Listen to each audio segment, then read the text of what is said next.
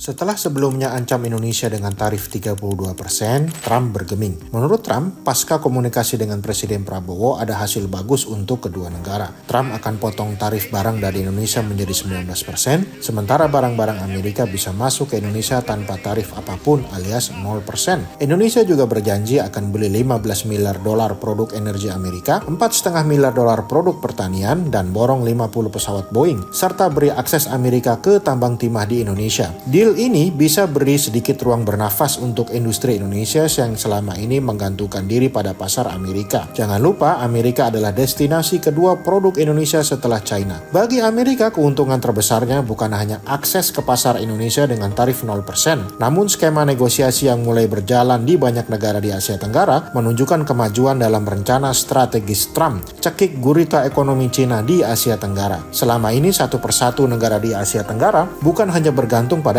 investasi China, tapi mereka juga telah berubah menjadi rantai pasokan global atau global supply chain produk-produk Cina. China misalnya berinvestasi membangun industri di Vietnam untuk kemudian barangnya diekspor lagi ke Eropa atau Amerika. Lambat laun, negara lain seperti Thailand, Malaysia, Indonesia juga merapat. Nah, skema negosiasi Trump memutus hal ini. Indonesia dapat deal yang mirip dengan Vietnam. Trump memutuskan tarif barang Vietnam diturunkan jadi 20% setelah sebelumnya 46%. Sementara barang produk Amerika akan bebas masuk ke Vietnam alias tarifnya 0% juga. Tapi bedanya ada satu klausul tambahan yang penting. Bila terjadi barang Cina masuk Vietnam dan kemudian di rebranding ulang jadi barang Vietnam dan kemudian diekspor keluar, maka barang itu akan kena tarif istimewa 40%. Mirip dengan ancaman Trump ke Indonesia juga. Artinya apa? Artinya China tidak bisa lagi menggunakan negara ketiga sebagai bagian rantai pasokan produk Cina. Lambat laun Trump mentargetkan Vietnam, Indonesia, Malaysia, dan lain-lain